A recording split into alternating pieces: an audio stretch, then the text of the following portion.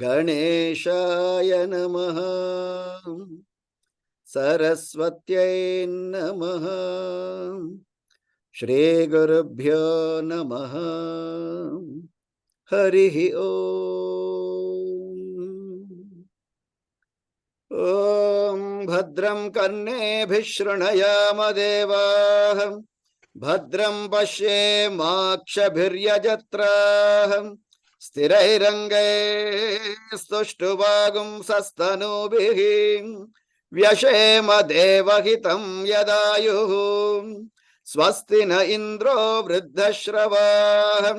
स्वस्ति नः पूषा विश्ववेदाः। स्वस्ति नस्तार्क्ष्यो अरिष्टनेमिः। स्वस्ति नो बृहस्पतिर्दधातु। ॐ शान्ति शान्ति शान्तिः।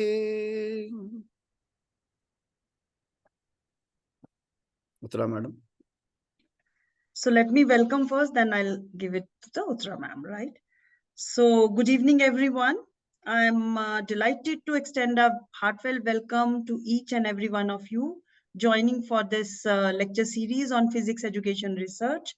And today we mark the 10th lecture in this series, and we are honored to have distinguished individuals gracing this occasion. First and foremost, I would like to express my deep appreciation to Professor P.K. Ahluwalia, the esteemed president of IAPT, whose inspiring vision has paved the way for this remarkable series. So I welcome you, sir.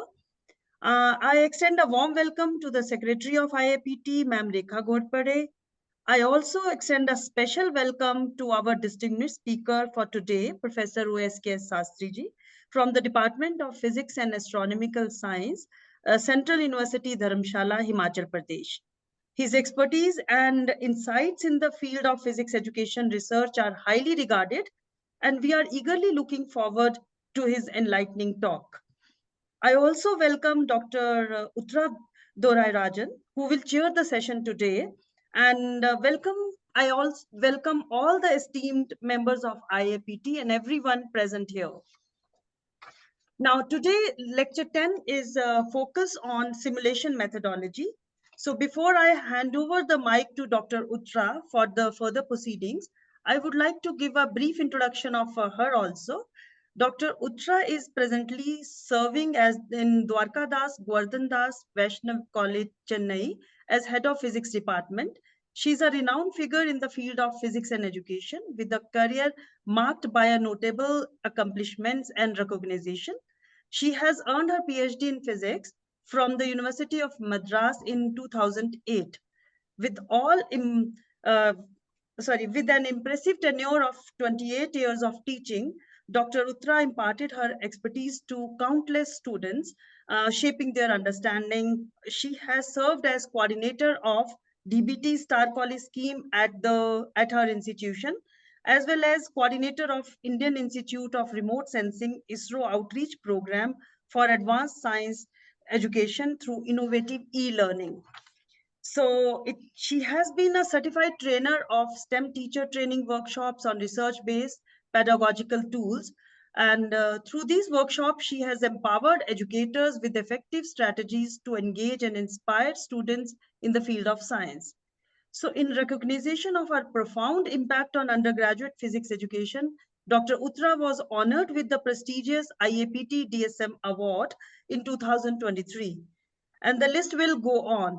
I welcome you, ma'am, and I will hand over the mic to you for the further proceedings, and you can start the session, please. Thank you, ma'am Uttara. Thank you, Professor Sastry. So we are going to start the session. Thank you, Sapna ma'am. And at the outset, thank you, IAPT, Physics Education Research Committee, and the convener for giving me this opportunity to chair this 10th lecture of PER series. Thank you, Secretary and the President of IAPT also. Definitely, we can name a dozen or more excellent teachers, dedicated teachers, teachers who update themselves. While we rarely come across teachers who can teach other teachers, mentor teachers, and update themselves with teaching techniques. And we all know it is not easy to teach teachers, and mentoring them needs a special set of expertise.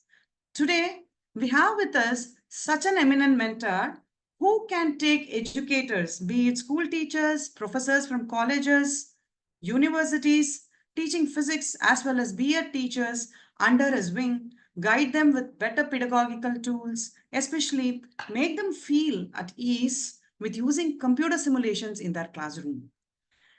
We are today going to hear Professor O.S.K.S. Sastry, the Guru of Gurus. And in fact, I'm saying this based on my personal experience, having hosted him in my college to train college teachers. Professor O.S.K.S. Sastry has been training many teachers under Pandit Madan Mohan Malavya National Mission for Teacher Training. Not only this, the most important mission of MHRD has awarded him for the best innovation teaching in 2016.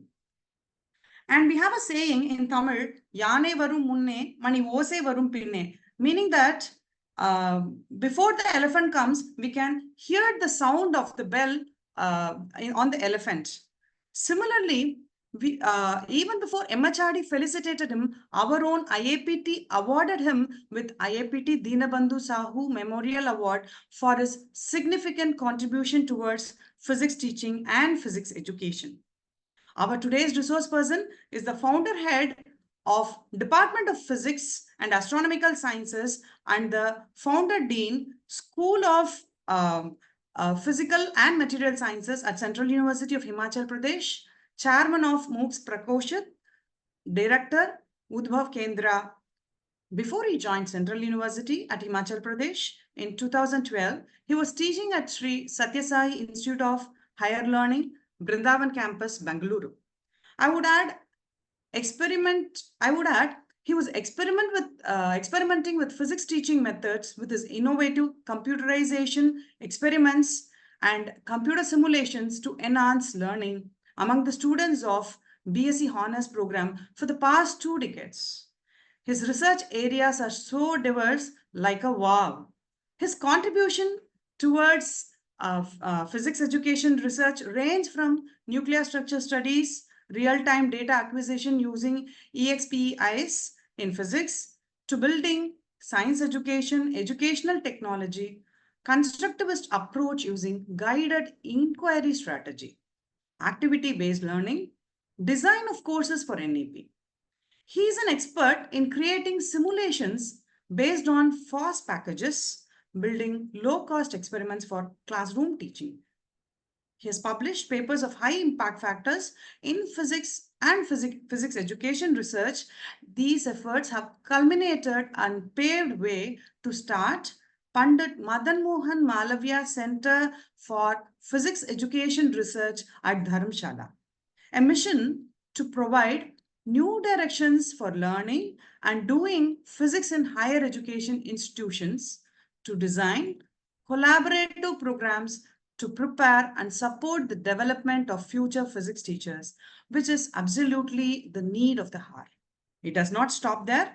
One will be amazed to see his interest on science and spirituality as well as on Indian music.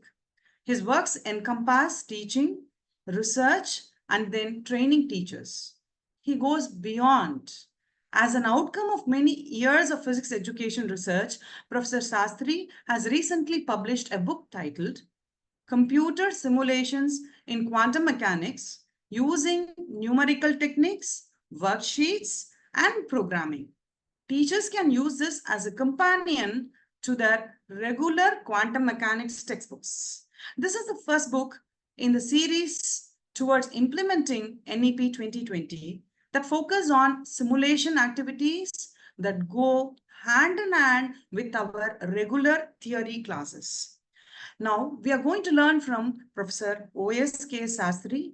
Take us through the journey on simulation methodology. It is indeed a privilege to learn from you, sir. Over to you.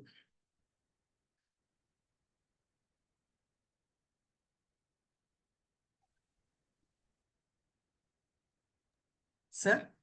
Yes, ma'am. Thank you so much for your kind introduction. I'll just share my screen now.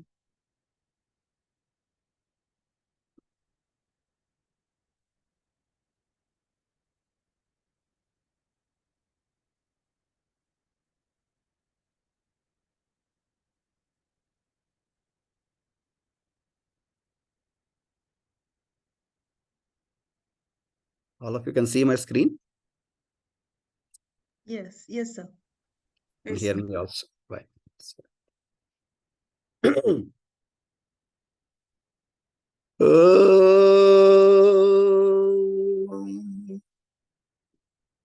Ganeshaya Namaha Saraswatyai Namaha Shri Gurubhyo Namaha Harihi Om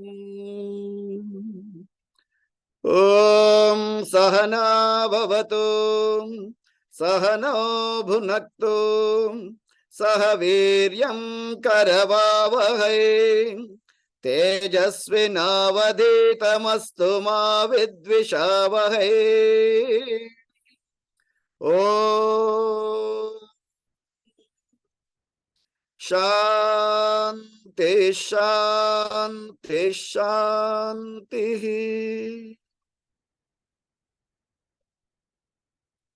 Invoking the presence and blessings of the divine, respected Professor P.K. Aluwali sir, President IAPT, respected Rekha Madam, General Secretary of IAPT, many distinguished people like Professor Ranganachari Garu has joined this, and Professor Barve has joined from Nashik. Namaskar, sir. And thanks, sir, to Dr. Uttara Madam for her kind introduction. So nice of you, Madam. We are in the process of beginning that Pandit Madan Mohan Malviya Center for Physics Education Research in Central University. It's in the almost in the last stages. It still needs to start yet. And then, of course, all the respected members, Dr. Sapna Sharma, thank you so much for this opportunity to share my work in this wonderful platform.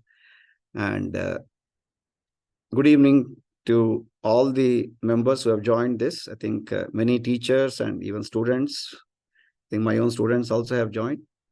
So, namaskaram, welcome. And let me now begin this particular talk on simulation methodology.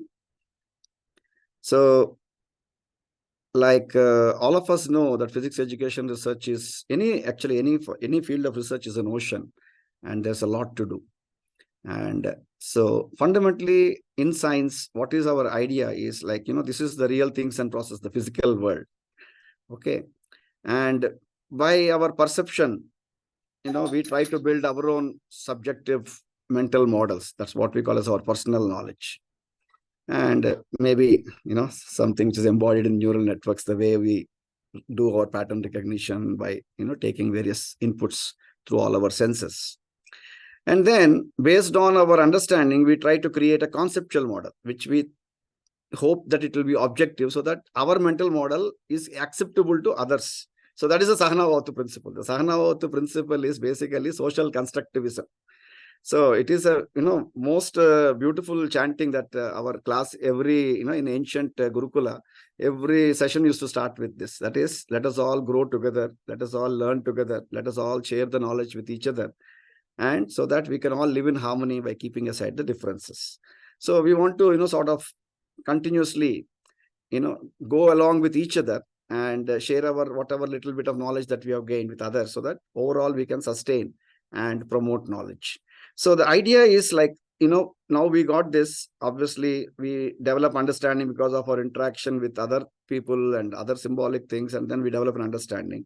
In turn, we take an action. That is, this action is basically like, some experimental work that we do, which will again give us better perception.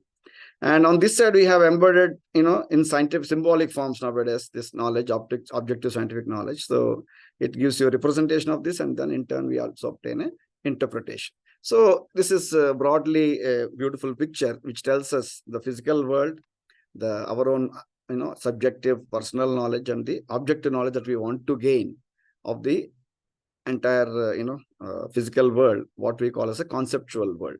Okay, and this is what we call as scientific knowledge. So evolution of science, basically is driven by these two things. One is instruments for detecting patterns. Initially, we only had sensors, but today we have, huge instruments. One of the greatest things that's happening right now is that I think, James Webb telescope in the sky, right? It is changing our entire inputs itself. So constantly there is a change in that. And then this is basically giving us that, as I told you, this is what it is. These instruments are giving you new perceptions. And then symbolic systems to represent those patterns for contemplation. So we develop some symbolic systems. So very beautifully, this has been compiled by Dr. David Hastings, one of my inspirations in physics education research. So he says, in stage 1, what we had was perceptual. Only sensory apparatus was observable. That is direct observation.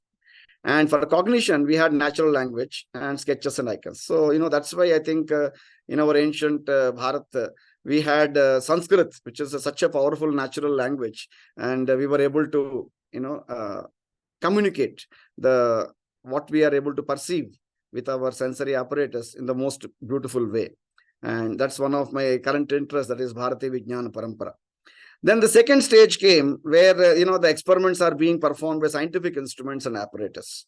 And on the theoretical side, or on the symbolic system side, we had theoretical frameworks started becoming, mathematics started becoming the language of physics, right? Here also, of course, we know that, a lot of contributions have been made by many wonderful scientists in Bharat, like Aryabhatta and, Madhava and Bhaskaracharya, Varahamihara, all these people. And later on, of course, this has been taken forward. And one of the greatest contributions, I think, of Bharat is the, decimal positional system. And that's what finally, gave birth to the modern science, we can say. And so that is a mathematical framework. Today, that's what we mainly work on. But that also we have surpassed. We have come to stage 3. We have Universal Lab Interface. Madam Uttara was talking about XSpice. So, with a lot of effort, USC, New Delhi, we created this Universal Lab Interface almost at, just 5,000 rupees or even 4,000 rupees. And with a complete software and a large number of experiments, close to 80 to 100 experiments now available. And now the software is also available on your Android phones. So thanks to Dr. Jitin, he just made it so easy now. So every one of us have access to this Universal Lab Interface. This is also one of our contributions from our PGR group. And on the other side, we have, simulations and visualization. That's what takes me to today's topic, right? So, but to achieve all this, we need what we call as the modeling skills. That's what develops our conceptual model, the objective scientific knowledge, right? So, without taking much time, the cognition in science initially developed for sake of coping with the environment, that is common sense thinking. Then it went on to representational systems, symbols, diagrams, and mostly spoken and written language.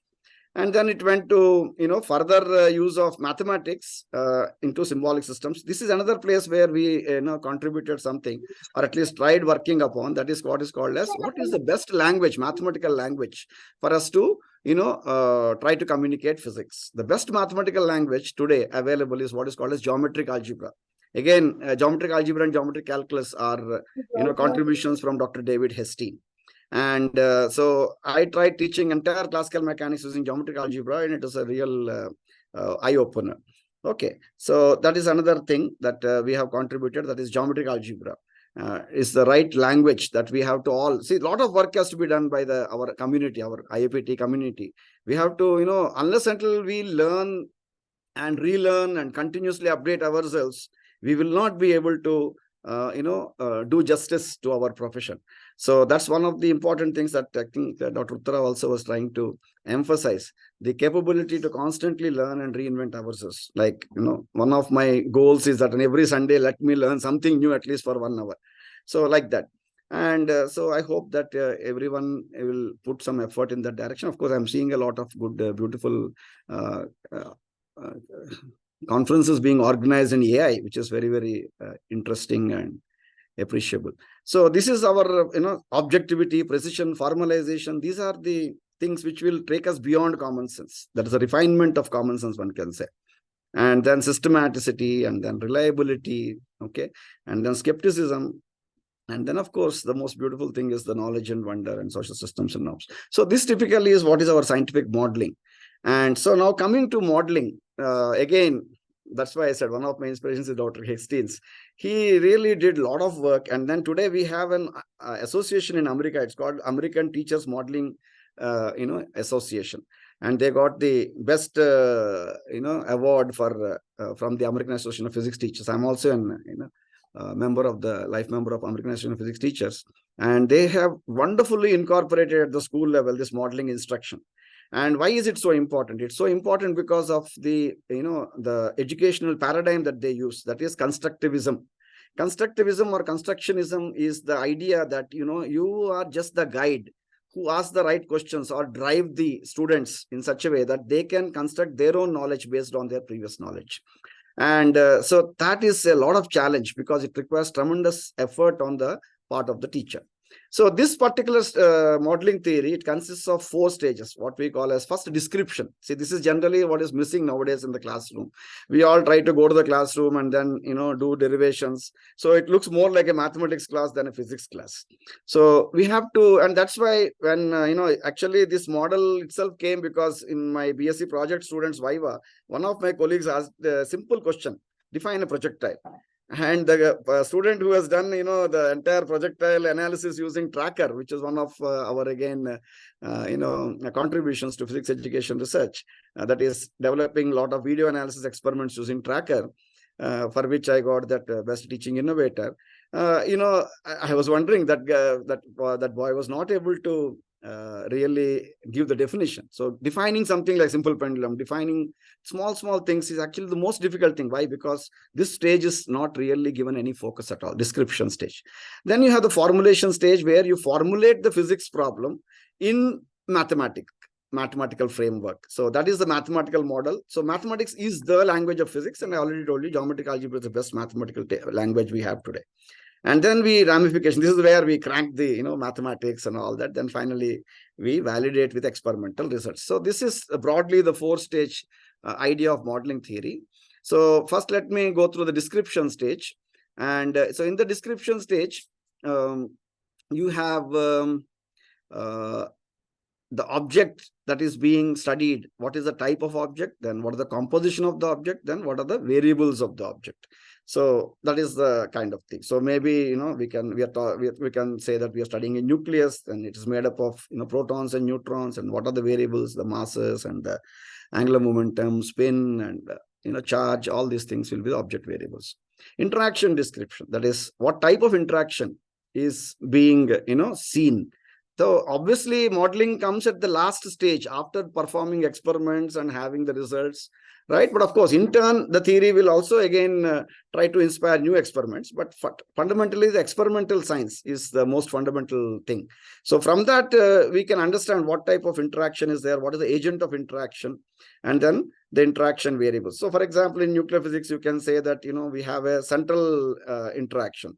That is, we assume that every nucleon is experiencing the mean field of the rest of the nucleons. So that's the kind of thing. So what is the interaction agent? The interaction agent is of 2 types: the nuclear interaction, that is the nuclear force, and the Coulomb forces between the protons. Then the variables of interaction. What is the range of interaction? What is the depth of interaction? What is the nature of interaction, which is typically given by the shape. And then, so like that, we have to sort of very systematically develop the description of the entire physical system at hand that we are trying to teach. And then obviously, of course, we should not be telling it. This is very useful for preparing our lesson plan. So we should try to ask questions and then elicit the answers from the students. And then finally, you describe the process. So that is, reference system is one of the important things. What kind of reference system I should choose? So if there is a central type of interaction, we know that we go for a center of mass frame system. That is, we convert the 2-body problem into a 1-body problem. And then we use, spherical polar coordinates because there is a spherical symmetry available in the system. And then, of course, the state variables. That is, the state of the system has to be specified. So typically in quantum mechanics, the state variable would be the wave function.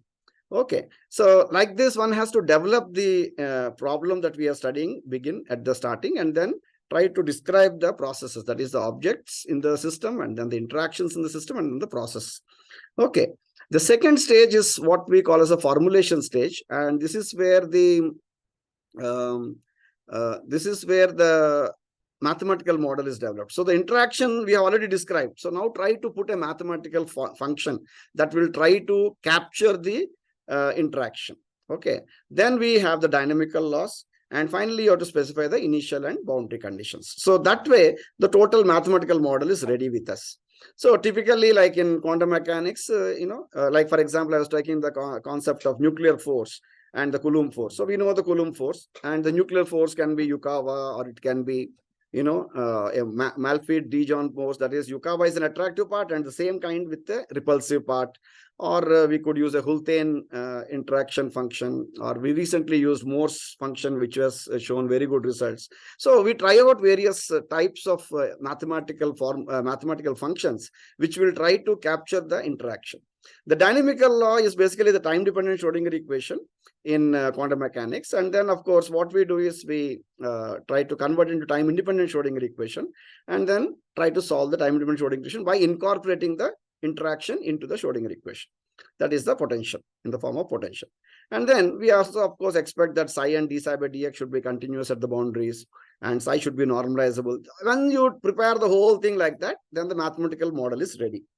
And once that is ready, then we can solve it. So sometimes the potential is, it's possible for us to solve using analytical techniques, and sometimes it is not. Like, for example, Yukawa potential itself was not very easy to solve until very recently, to have an analytical solution. That's why the Hultén came. And that's why we proposed Morse, because Morse has a simple analytical technique, at least for the L equal to 0 case. Okay. And then if the analytical technique is not possible, then we go for a numerical technique, which is the central part of the talk today. Right? So how to solve the problem using numerical techniques, and how to incorporate it in the lab, actually. That's our main aim. Our aim is like, how do I, try to, just like we have a methodology for conducting experimental labs, can we also have a methodology for conducting the simulation lab? That is the main concern of the talk. Okay. And then either way, what we obtain is we solve the Schrodinger equation, we obtain the wave function psi, that is the state variable. And finally, what happens is, sometimes what is available from experiment might not be directly obtained from solving the dynamic. That is, psi itself, in quantum mechanics does not consist of anything. It doesn't have any physical interpretation. It's only mod psi squared. And all the expectation values are what are actually observables in the lab. So solving the Schrodinger equation by itself is not enough. You have to actually work out the emergent properties. Okay, so they are determined from the state variables. So these emergent properties most likely can be now validated with what is experimentally found. But sometimes maybe the other way also we have to do. So experimental model needs to be redesigned to obtain data that can be verified with the theoretical model. So this, interplay between experiment and theory is extremely important to make sure that we are able to validate. That is, the match between the properties obtained from both the models, that is the theoretical model and the experimental model, to within uncertainties, is what we call as a scientific method of validating one against the other. So this is the, very short modeling. So obviously you must be wondering, simulation methodology, I have said, and then I'm trying to share modeling theory, because the simulation methodology that we have developed, the first step is actually understanding the modeling. Right? Without modeling, you cannot go forward. Even if you are trying to do experiment, we have to model the experimental apparatus. The student should know what is the model of the experimental apparatus that they are using. So that is another talk. This has been developed by Colorado University very beautifully, and that I will not be covering. But this is the simulation methodology which we have developed, surely with the, with great all inputs, mainly from Professor Aluwalaji and Professor R.C. Verma sir.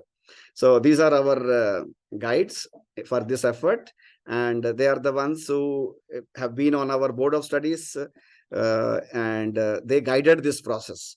And then, of course, based on their guidance, we developed it in more greater detail and applied it to many different situations. That means different types of physics subjects. Like we have developed it in, see, now new education policy is telling, Modi ji is telling that we should have 50% theory, 50% skill. So, papers like nuclear physics, statistical mechanics, quantum mechanics, very difficult. Even for actually solid state physics, not everybody can have a wonderful lab which can go hand in hand with the theory. Right? Even in spectroscopy, Malta spectroscopy, it is not very easy to have an lab, which goes hand in hand with the theoreticals. So therefore, there's a good need for, simulation labs to give the required skills And there, of course, nowadays we have identified that in 21st century, one of the important skills is computational thinking, right? So therefore, it is extremely important that we have a proper simulation methodology. So modeling the physics problem, which I have just now taught, is the first step in simulation methodology. So it is not that simply I have introduced it, and with this purpose, because I know that it is going to play a very important role, so I introduced that first. So next comes preparation of the system for numerical solutions. So we said that, sometimes, it's not possible for us to get an analytical solution. And one of the best examples I can give you is, we teach nuclear physics, NP scattering, right? Even today, most of the textbooks, they only deal with square wave potential for obtaining the scattering cross section and the scattering phase shifts. Why? Because square wave potential is easy to solve analytically. And 100 years are over, but yet we are not able to teach it in the classroom and obtain the correct total scattering cross section for NP scattering or PP scattering for that matter. So this is the kind of situation because we have not adapted ourselves to numerical solutions. And that's why we thought we should try to create, step-by-step process by which this can be implemented in the labs in a effective and efficient manner. Okay. So many things are there nowadays, like for example, PhysiLets are there. And then we have PHET from Colorado. And then we have, if you go to lots of Java simulations are available. So a lot of effort has been done by the physics community, and many things are available free of cost also. But unfortunately, that alone is not enough. We should, guide the students to become independently, because all the time we are using software developed by somebody else. But we should also have the capability and confidence that we can, otherwise you will not get new solutions. So if you want to solve a new problem and, try to solve any problem of interest for us, then we should develop these basic skills. So implementation of the numerical method in computer. And then the last stage is simulation of results. So now let us go into each of these stages. Modeling I have already covered. Now let me look at the preparation of system for numerical solution. So what do you mean by preparation of the system? Because the numerical solution, where are we going to implement it? We can do it on paper and pen, but then that is not possible, when the system becomes large. So obviously we should move towards the computer. So when you move to the computer, automatically the choice of units is important. The discretization of continuous variables, because there is no continuous variable in the computer. We have the memory, right? So therefore only in that sense we can we have to only use discretized variables. And then, of course, we cannot have minus infinity plus infinity. So we have to somehow restrict the region of interest in which we want to study the problem. But typically, most of the potentials have a finite range. But even the simplest potentials like gravitational and Coulomb potentials have an infinitely long range. Of course, we are good at making approximations. So we say that, okay, when it goes below this 10 power minus 3 or 10 power minus 4, whatever, then we say that, okay, it is 0 after that, right? And finally, the choice of numerical method. Okay, so each one of them is extremely important. I will take an example to take you through these stages and how we have to correctly address each of these issues. And then after we have set these things, now we are ready for implementation. That is, you have to write an algorithm or a pseudocode. And nowadays, what we are doing is most often we have developed these algorithms to be easily checked step by step in GNumeric worksheet. So GNumeric is another thing that we discovered in the process of our research. It's again a free open source software. And then the code is typically again written using a software. I am a very big proponent of a free open source software movement. So I suggest we can use either Scilab or Python. Python is nowadays picking up a lot. So you can try either using Scilab or Python. My book is currently written in Scilab, but of course, all the codes, we are going to make them available in Python as well. Then what you do after you write the code, you test it on a known problem. See, testing is a very, very important phase. You cannot directly test it on a very big system. It's very difficult. Nor should not be too trivial. So choosing the right size of the system and that size for which we know the solution already analytically is important, so that we can test our code and ensure that our code is functioning properly. And once the code is functioning properly, then you optimize the algorithm parameters to get best accuracies possible. Okay, so this also we will try to work out when we are taking up an example from the book. And the last and final stage is what we call as the simulation stage. So what we do is, in a model, when you solve it, finally you get the answer in terms of the model parameters. So for example, if you take a Morse function, you have the V naught parameter, and then you have the R naught parameter, which is the equilibrium distance, and then you have the A parameter, which is the shape. Or if you take a Wood's action potential also, we have shape parameter and the depth parameter. And the range there, of course, is also fixed. So these are all model parameters. So what do we do? So Morse potential, for example, if you take, when you go to molecular spectroscopy, we have to find what the parameters are. So optimizing the model parameters means, what we do is, if you have 3 parameters, that means you take 3 data points, and then whatever energy expression we convert into frequency, because what is observed in spectroscopy is frequency. So you obtain frequencies from the formula that we have derived, that is what we call as emergent properties, and match these frequencies for what values of these parameters. These frequencies will give the experimental frequency. That means take the experimental frequency as input and then solve the 3 equations for the 3 unknowns, and we got the model parameters. Okay. So that is the way we obtain the model parameters. But today, of course, with AI and machine learning, what we can do is we can optimize the model parameters. That will, so the typical idea of physics is, now once you got the 3 model parameters, try to predict the rest of the frequencies. And so that is, for example, you already got the 3 model parameters, you know the centrifugal potential, so you can obtain all the rotational frequencies. So the vibrating rotator spectrum. In that, if we are able to get that correctly, that means we have a very, very powerful theoretical model which is able to explain the experimental results. That's what we mean. Okay. The opposite is happening in machine learning. That is, from the available data, we are trying to guess the model. Okay. So that also is possible. And we have developed certain algorithms for that based on the variation Monte Carlo approach. Okay, so optimizing the model parameters is one of the first steps in simulation stage. So that means even after writing the code, we are not ready for simulation, right? We should obtain the model parameters correctly. Then you run the code for different values of object and interaction variables. So typically we, can try to change the various parameters that we have in the system parameters as we call them, and then you can try to see how for each, what means if you're varying one parameter, that is the independent parameter. So based on this variation, what is happening to the dependent parameter? So accordingly, we can get the tabulation of results and figures, and all the results are generated.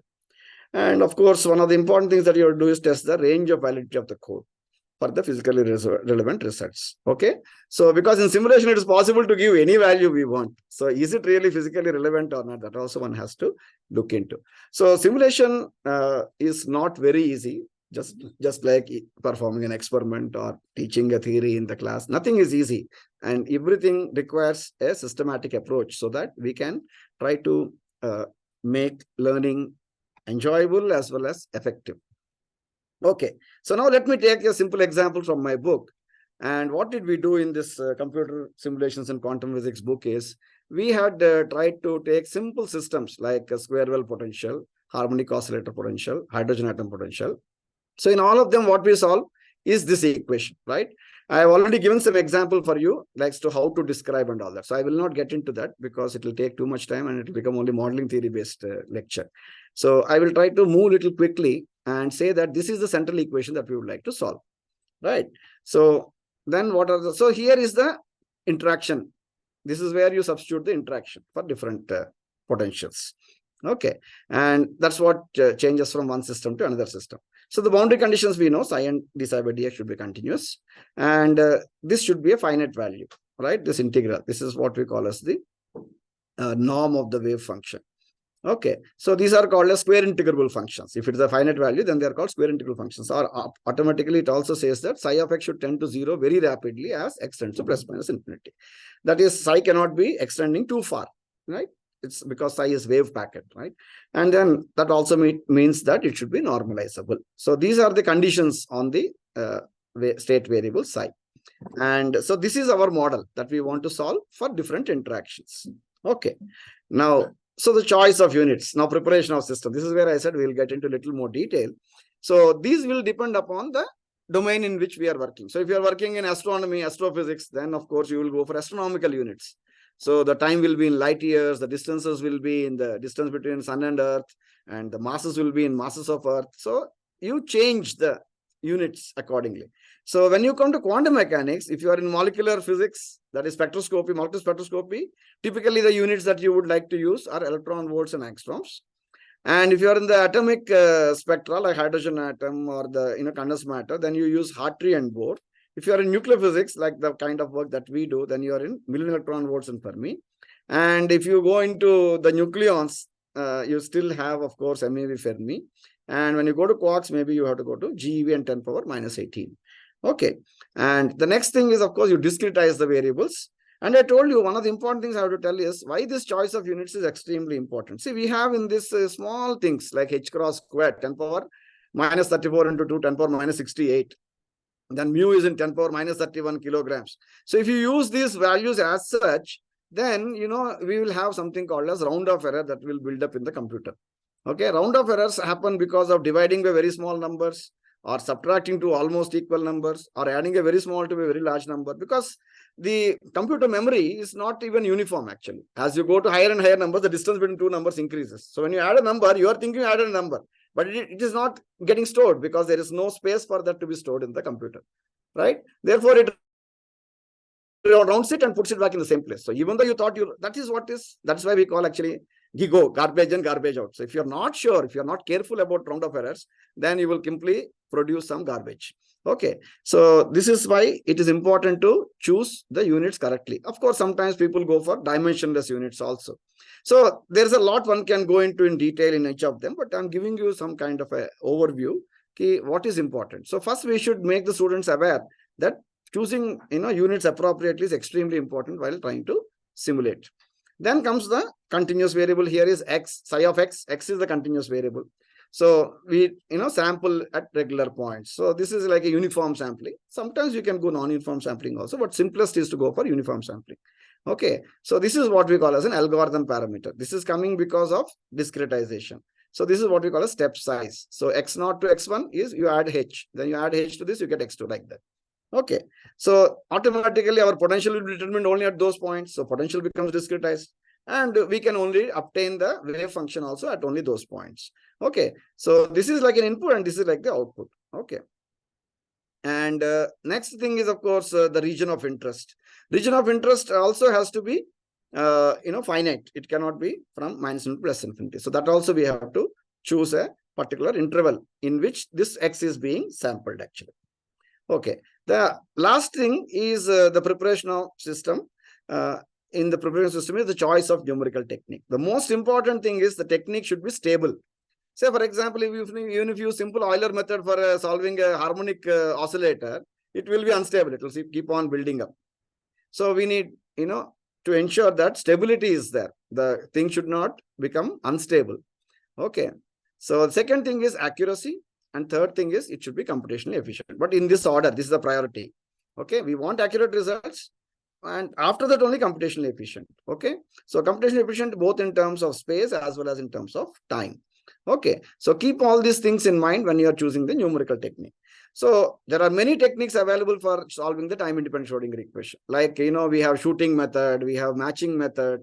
So where actually you try to start with some trial energy in the Schrodinger equation.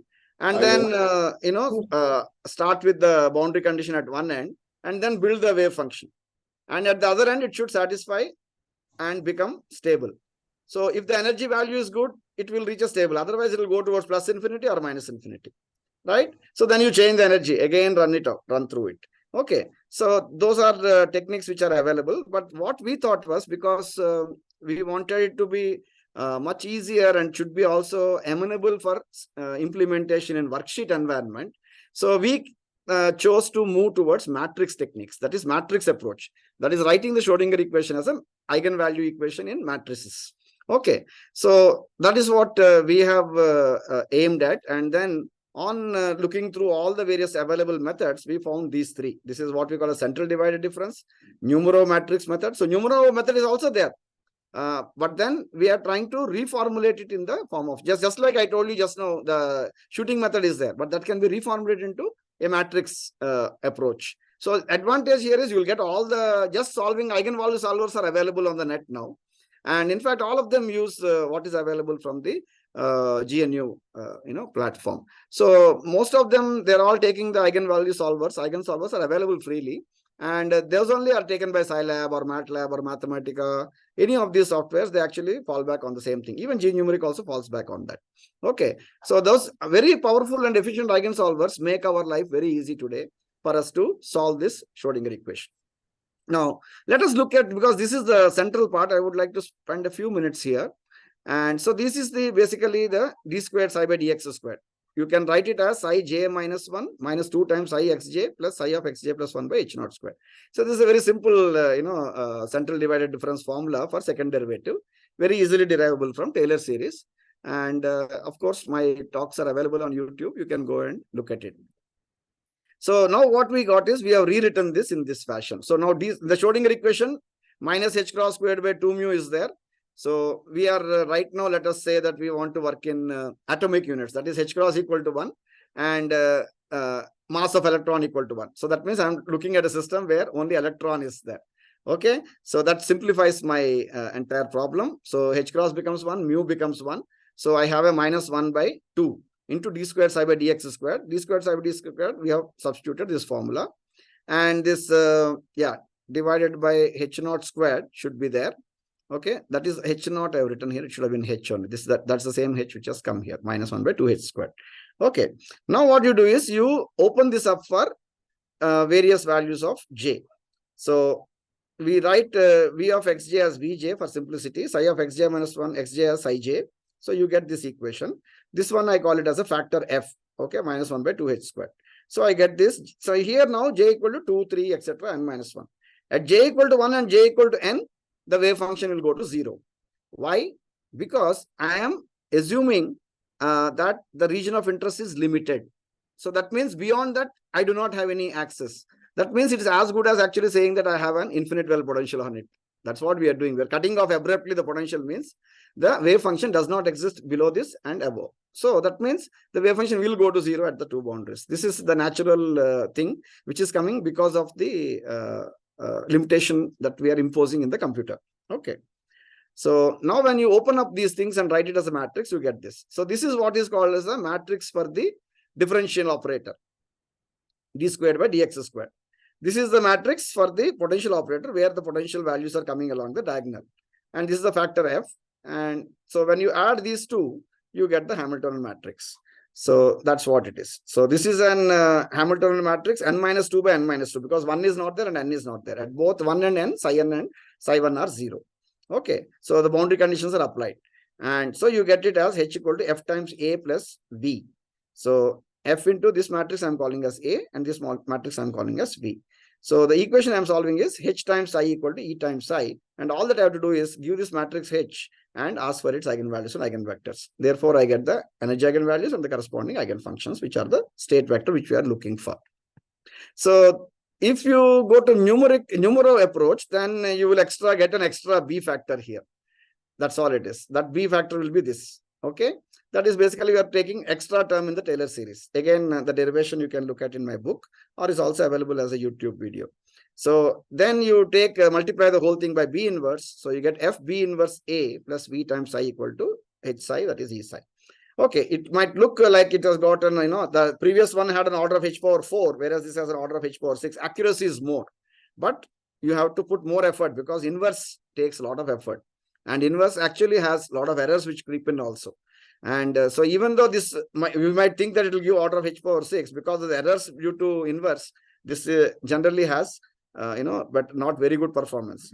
Okay, that's what we have found. And many of the systems, it doesn't work so well. And then finally, we have, got a very beautiful technique given by Mars-Guillot. This is from American Journal of Physics, one of the good finds for us. So the central idea is, anyway, I told you, we have to cut the region of interest, means we are putting infinite square well. So why not use the basis functions of, why not use the wave functions of the infinite square well as the basis functions? So this is a very easy and beautiful way to introduce matrix methods at the undergraduate level. So you embed any potential that we have within an infinite square well. So you get, these are the infinite square well energy eigenvalues and wave functions. So the Hamiltonian will be t plus v, So now you write this as T plus V infinity plus V effective of R. That is the truncated part within the V infinity. So these two together will give you H infinity, and H infinity we already know the energies and wave functions. So only V effective of R will be left. So when you try to introduce this into the, this is your wave function, which we have written as summation of n, Cn, phi n, infinity. Now these are our basis functions. That's the sign basis functions. And when you substitute this, you get Hc is equal to Ec. And now you see here, E1 infinity, E2 infinity, they will get added to the central diagonal. So this is the beauty. And Vmn will be, this should have minus infinity plus infinity, phi m star Vw phi n of x. Okay, so this is the only thing that we need to calculate. If you understand, if we get these integrals, then we got the Hamiltonian matrix. And now you solve it, you get the energy eigenvalues and eigenvectors. These eigenvectors have to substitute it here to get the eigenfunctions. That is the actual wave functions. Okay, keep that in mind. So that is an extra effort to get the wave function. Doesn't directly give the wave function. Okay. And so the beauty is here, d squared psi by dx squared is beautifully, absorbed into the H infinity. So the approximation is hardly anything. But of course, here what is going to happen is this is infinity. So you cannot have an infinity large number of basis functions. So we limit this. So that becomes an algorithm parameter. Okay. So in every case, we will have certain amount of limitation when we go into numerical systems. So you solve for this and then substitute and get the wave functions. Now you can write the algorithm, test the code. This is what the implementation stage. Okay. And then finally optimize the algorithm parameters. So, and of course, simulation means varying the system parameters and then modification to the physical system. Okay. Now, again, this requires example. Let us now take an example of square well potential. Okay. So in square well potential, we have a depth V0 and we have a width of the wave. These are the two important parameters of the well. Now, what we are doing is we are breaking this up from 0 to A0. Okay, so this is the infinite square well. So A0 is the width of the infinite square well, one of the algorithm parameters. The other algorithm parameter is number of basis functions. So this is what is our now effective potential. This is truncated between these two. Otherwise, square well can go in minus infinity to plus infinity. Okay, but we are truncating between 0 and A0. So B1 less than equal to B2 is where our V0 is, and else otherwise it is 0. And beyond this, obviously, because we are assuming this to be infinity here, that means beyond this wave function is 0. Okay. So now you see, this is what is becoming H infinity plus V effective, truncated. That is what we have written here. Okay. And this H infinity will give us En infinity, which we already know. And all that you need to do is, you have to get the matrix element. So here, because this is a very simple constant, therefore it's very easy to solve the, these values. So these two are root 2 by a sine n pi x by a and root 2 by a sine n pi x by a. And here you have a V0. So sine C sine D, and it's very easy to integrate. And therefore we get an analytical relationship. So when n equal to m, you get 1, and then when n is not equal to n, off diagonal elements, you get this formula. And these formulas can be easily given in worksheet, and you can produce the entire Hamiltonian. And then with using a single command eigen, you will be able to get the eigenvalues and eigenvectors. But of course, after getting the eigenvectors, you have to calculate the wave functions. So I've given a very quick introduction to the three methods, and the advantages and disadvantages are CDD has order of h power 4. That is, the step size should be smaller and smaller to get better accuracy. Numero method has an order of accuracy which are h power 6, but because of the inverse, it has some problems. And this method, matrix method using sign basis, is very, very efficient, because here you will notice that actually for shell model, such a big problem like shell model, we were able to obtain the entire energy level structure by using just only 20 basis functions. That means a 20 by 20 matrix we solved. Okay. And that is the power.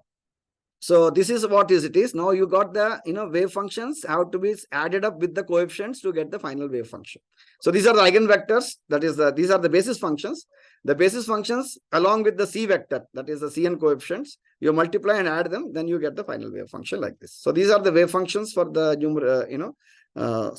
square well potential. Now what you do is, once it is working, so this is something we generated in GNumeric. And now, of course, one can convert the entire thing because we know the step-by-step procedure. So we can write the algorithm, we have written the algorithm, saw it in action. So we can also try it again on Scilab or Python in the prompt so that we know each step, then collate all the commands and make the code. All the codes you will see in my textbook, in the book that I have written, will be only 15 to 20 lines or even less actually. Okay. So most of them are comments, and that's why 15, 20 lines. Otherwise, it's hardly 8 lines or something. Okay, so now you can vary the number of basis functions, because I told you this is one of the algorithm parameters, right? So what you see is we know the analytical values. That is also not analytical as such, because finally you get an eigenvalue equation which you have solved using either bisection method or Newton-Raphson method. So let us say, okay, we got this using the analytical technique, and now we compare it with our let us say matrix method with sign basis, because we found that to be the most appropriate method, right? I will not discuss the other ones here. So if you take n not equal to 5, there is some error. Now you increase n not equal to 30, the error decrease, and beyond n not equal to 70, for any value after 70, this remains constant. That means it converged, the solution converged. Okay, that's what it means. So V naught we have taken as 14 electron volts or 0.514 Hartree, and A naught is in this kind of thing. So this is what is the choice of units, right? 1 electron volt should be converted to Hartree and angstrom should be converted to Bohr, because we have chosen atomic units. Now, if you vary the width of the well A naught, so if A naught equal to 10, now you see N naught equal to 70 gave this, and N naught equal to 80 also gave this. So it is more or less constant. This is for A naught equal to 20. It also almost remained constant, but in the third decimal place, there is a difference, right? It reduced. So A naught equal to 30, you can see that here, there is a difference, and here also very small difference is there. Okay, but overall, it does converge and give you very good results. And then if you width of the well, now you see this completed the N naught is one of the algorithm parameters, and A naught is the other algorithm parameter, right? A naught is not the width of the finite square well. A naught is the width of the infinite well, with which we have tried to reduce the finite square wells, the overall impact, right? The range we have reduced, that is the region of interest. So A naught is an algorithm parameter. Now we come to system parameters. So this is how you have to systematically, vary things in the lab, so that students understand what is happening and they get the correct understanding of the physics that is happening. So now you are coming to the physics. The algorithm is ready.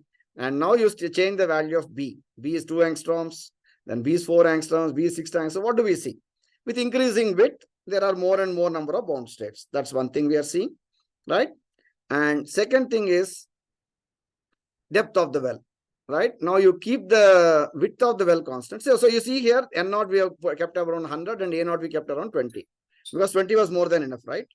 When we saw here A equal to 10, 20 and 30. At 20, we almost got to, at least second decimal place accuracy we already got. So we kept as A naught equal to 20, N naught equal to 100. The algorithm parameters are fixed. And now we are varying, now B is fixed and we are varying V naught. So V naught equal to 50, 1000, 10 power 4. What do you see? So when you increase it to very large values, it almost matches with that of the infinite square well. That's what should happen. Okay. So this is how you can try to do this entire thing. Of course, everything will have its own nuances. So if you don't choose A naught large enough, when you go to higher wave functions, automatically the error will increase, because we are trying to compress the wave function. We are not allowing it to smoothly go down to 0. So if you want more number of energy levels, when the depth increases, you have to increase A naught. A naught equal 20 might not be enough to obtain very good accuracies for the higher energy levels. Okay, the ground state and the first excited state, second excited will come nicely, but the higher states will require more space for the wave function to slowly go down to 0. That's why understanding the physics of the problem is always a must to performing simulations or experiments. Thank you so much for your kind patience. And now I will take questions. Dear participants, you can post the questions. Before that, there are two questions already people had put it, sir. Yes, One is Mr. Ganapati Raman asked, will you please suggest some open source simulation website or software? Compadre is there. COMPADRE, Compadre. Then you have PHET, Colorado Universities, PHET you can go. These are very good sources, which are very well, tested and validated. So Compadre is very good for a lot of physics education resources where there are a lot of Java simulations. And there's one more question from Mr. Gunasekar. He asks, can resources for different steps be shared? Resources for different steps be shared. Yeah, they're available on the YouTube platform. And if you write to me, I can share it with you. Yeah. Sir, I would like to add one more resource, especially your YouTube channel. Please note down OSKS Sastri OSKS. If you Google and go to his YouTube, you have long lectures and very short talks also. Step by step, like a child, you can learn and then really rejoice, learning all these simulations. So, Mr. I've also started a MOOC actually. So those who are interested can write to me. I'll give you access to the MOOC. Yeah. Massive open online course I have started on this quantum physics simulation book that I have written. So there you will find very small videos taking you step by step, and I'll also get all the resource that you want for each step that I have talked about today. Yeah, Ramakrishna. Thank you, sir. It was a very enlightening talk. Very nice. Thank you. So one problem that I have faced in teaching quantum mechanics is the interpretation of measurement itself. Right. So the standard books like Griffiths, they stress upon the so-called Copenhagen interpretation, which states that which actually doesn't have any formal statement. It's just assumed that the wave function collapses, and this collapse itself is an unphysical process that is said to happen. But there are also other interpretations, such as many world interpretation from Everett, or ensemble interpretation from Ballantyne. You're right. You're right, Ramesh. Yeah. Right. So my question is that could there be some simulations that would show how these different interpretations, they are leading to the same result, but some are more sensible than the other, in the sense that a lot of people are working on this, Ramakrishna. See, if you go to Wolfram, Stephen Wolfram, right? Yes, the originator of Mathematica, they have developed a theory of everything, which they actually simulate. From simulation, they say that they are able to obtain all the quantum mechanical, they're able to derive quantum mechanics. Okay, there also they assume some kind of an, they try to make this measurement as something internal to their code. Okay, correct. So this is something which I have been reading and listening, but I cannot really right now give you a clear-cut explanation because I'm still learning that. Okay, and there are other new things which are coming also, you might have heard. Okay, there are two different groups which are now trying to, weigh upon. And another third thing that my own personal interest is geometric algebra, as I told you. See, geometric algebra does not consider I to be an imaginary. It's actually a bivector. Okay. And so actually this geometric algebraic interpretation of quantum mechanics, you will find that it's going to have very good impact even on quantum computing. Okay. So these are some things that still work is going on in these regions. But especially you're asking about simulation. Simulation means you can go to Wolfram. But my question, sir, is the most misconceptions that come in quantum mechanics are based on the fact that you can measure a property of a single particle. There is no such thing, right? So even no. See, we never can measure single particle. That's the first thing that we say. There is an inherent randomness. Why? Because which uranium atom has decayed, we do not know. Correct. So you have a sample of uranium, you can say this many will decay in the next so many years, but nobody can say this particular uranium nucleus will decay. That is very clear. So I don't think we ever talk about anything other than ensemble measurements. In fact, in my book, in the second chapter itself, I made this very clear that all that you can do is only ensemble measurements. Yeah. Thank you. Yes. Thank you. Yeah. Ganapati. Yes, sir. Sir, good evening.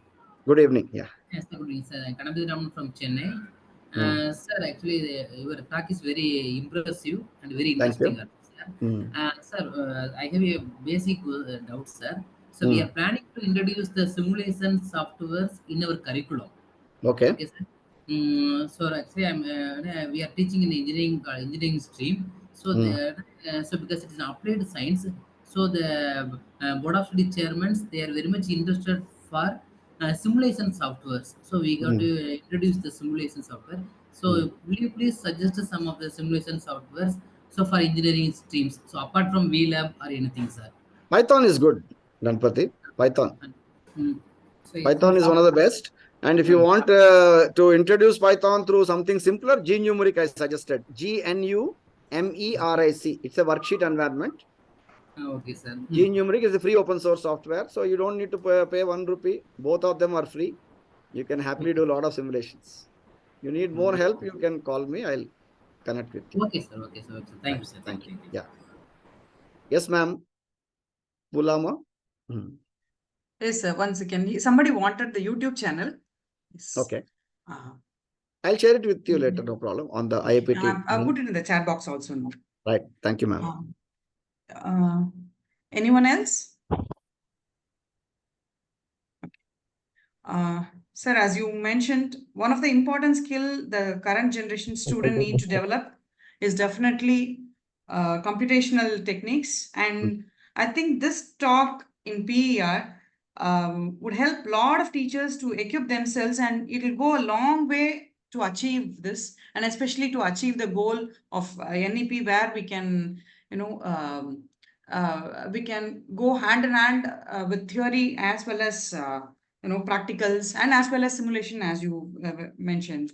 Yes. And how a physics teacher can do a lesson plan, scientific method, scientifically, that was an eye opener, I would say. Thank you, madam. Interactions, and then create mathematical models. We can use it for BSc first year class, maybe in Bernoulli, or the third year quantum mechanics. Anywhere we can Everywhere. use. Man, that is the way of developing scientific knowledge. That's the beauty, actually. So the scientific method, that introduction, it was very, very mind blowing to understand the entire flow of your talk, and especially setting the boundary conditions. Yes, So madam. why these are needed? If we are going to teach these in our classes, then I think we can produce much better students. And Yes. solving it through analytical and numerical techniques, Yes, verify and validate, correct. compare it with the experimental That things. is a scientific method. Yeah. Yes. So So going by actually, I would like to say here that we have not only written this book, but we have published a lot of papers. See, shell model we have solved. Okay, we solved the vibrating rotator model. All of them are available. You can write to me. In that, we have actually followed the simulation methodology and showed how it can give very good results. Like NP scattering, I was talking to you about NP and PP scattering. So we've written a very systematic way to introduce this in the labs. So all are welcome to just send an email and I'll send you the paper. Because see, we cannot put it in the social platform because some of them are published in American Journal of Physics or European Journal of Physics. Those are in the physics education, of course, they can be put in the platform also. They are free open source. But those other papers also I can share with you through email. Okay, so anyone interested in further getting idea, you are most welcome to write to me. My email ID, you just put it on the chat, madam. 1 second, sir. Or should I put it myself? Okay. Yeah. Any other questions, please?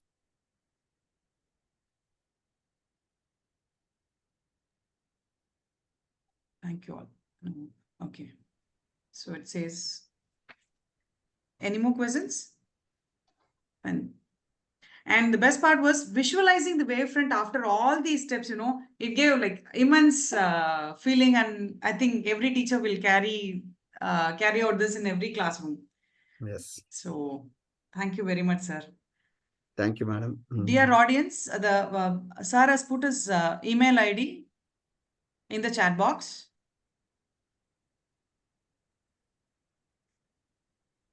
Thank you so much. Thank you, sir. For this talk. Sapna ma'am, over to you. Yeah. So thank you very much, Sastriji, for such an enlightening talk. And I would like to thank Dr. Uttara also for chairing the session. Dr. Aluwalia is there, sir. Do you want to say something about this talk and all? If you. Oh, yes. It's always a pleasure to listen to Shastriji. And he has given a very good talk today. Yeah. Thank you, sir. And I think he has given an overview of how to use computers in the classroom also. And I think IAPT needs to pursue these areas vigorously to enlighten the physics community in schools, colleges, and universities. That should be one of our goals also. In fact, Shastri also mentioned about a resource of American Association of Physics Teachers, which I have put up in the chat box. If you look at it, is www.aapt.org compadre. Okay, so this will give you a lot of ideas about physics education research also. So please just go through these very fundamental resources, where you will not only find resources about computation, but you will also find resources about how to do physics education research, because that is what is the purpose of this series also. Another thing which I would like to tell you is that there are so many things available around us today in terms of resources that sometimes a beginner gets confused also from where should I start. So, and secondly, sometimes we think maybe we will have to teach first programming language, and then we should also teach them how to formulate the physics problem as Shastriji tried to explain today. So by the time we teach programming language, you will find that the semester will end and you will be just stuck in the programming language. So you have to find a middle path. And for that, there are a number of possible ways. I'll just mention you which we have tried and which work. One is if you are at the school level, you can think of making use of worksheets. This GNU resources are wonderful for that purpose. You can even use Excel, which is available on every computer. That's a very simple way, and you can do almost That is any kind costly, of sir. simulations on I that. have suggested G-numeric worksheet, which is free of And, purpose. yeah, so you can choose in between. You can use open office resources or you can use Okay. Microsoft Office resources. So these are both almost standardized resources. You will find something which is in Microsoft Office that is available in the open office also. This is one start. And if you go through, I'll give you one example. Go to the book which is written by famous Halliday Resnick, and now there are co-authors. Third co-author is also with them. Go to their problems at the back, and I will find that there are about 100 such problems which have been suggested to be done in the worksheet. I wish somebody takes up that as a goal for teaching computational physics through these spreadsheets. Spreadsheets actually take care of all the kinds of software which are available. Second thing which is there is, at one point of time, Fortran was one of the favorite languages of the physicists. But slowly and steadily, as internet came on the scene, people were very, very innovative. They brought in very different paradigms in programming languages also. Python is one such paradigm, which is very much tuned for doing scientific computing. And that also can be, taught in a way where you don't need to really teach Python as such. Start with a problem, physics problem, formulate the problem. Once you have formulated, try to tell people, let us write down an algorithm. That is what is called computational thinking. So up to here, it is all computational thinking. Once you have got that algorithm, what you need to do is take any kind of a platform which is available to you. For example, spreadsheets, these traditional programming languages like Fortran, or very popular language today, which is Python. Take it, and you find that there are so many libraries also available with these programming languages that you don't need to write down your own codes also. You can always make use of those libraries. And PyNum, for example, is a kind of a mathematical library which is there in the Python. Similarly, pandas are there in the Python.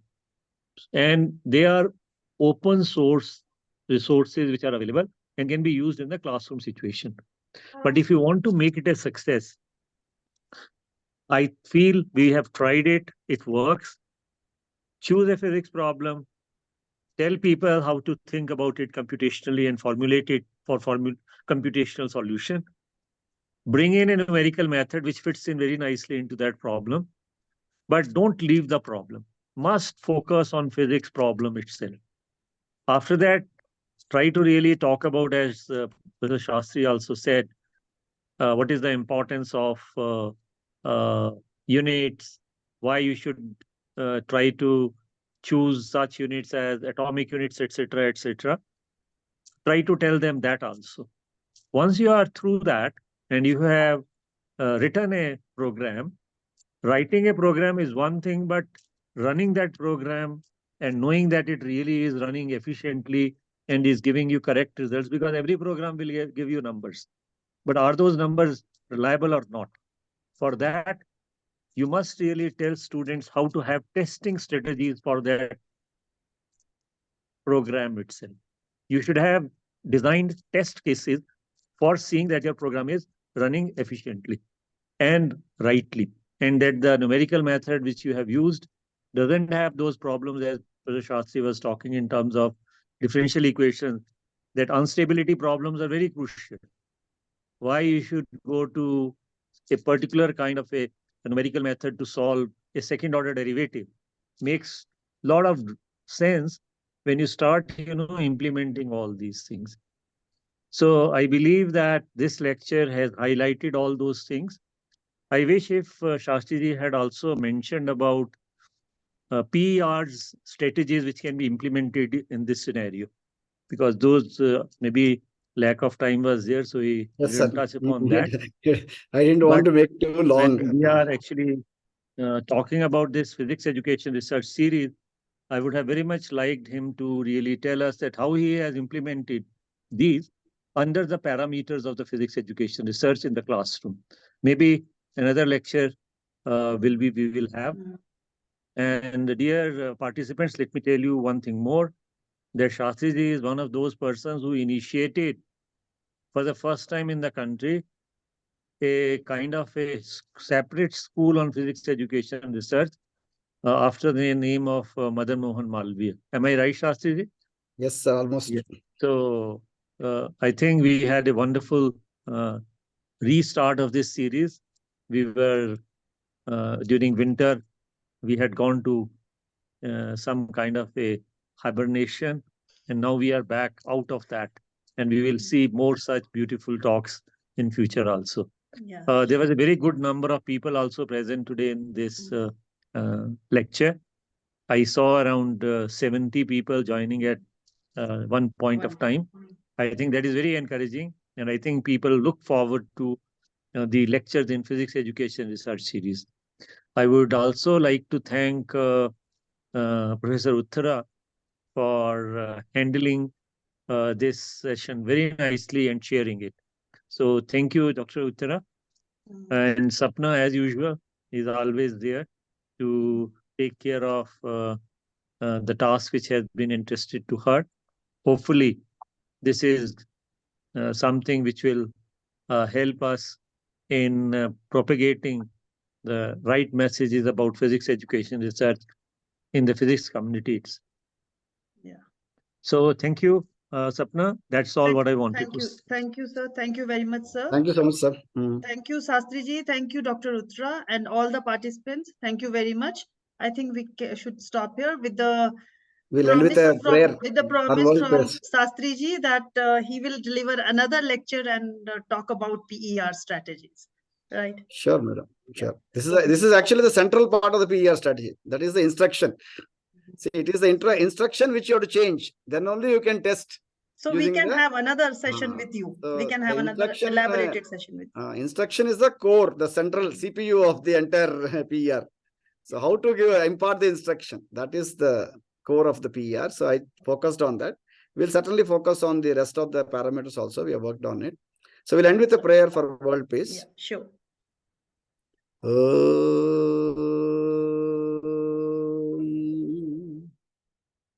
समस्तलोका सुखिनो भवन्तु समस्तलोका सुखिनो भवन्तु समस्तलोका सुखिनो bhavantu. Om Shanti Shanti Shanti. Thank you. Thank you. Thank you. So we can exist. Namaskar, Govindji.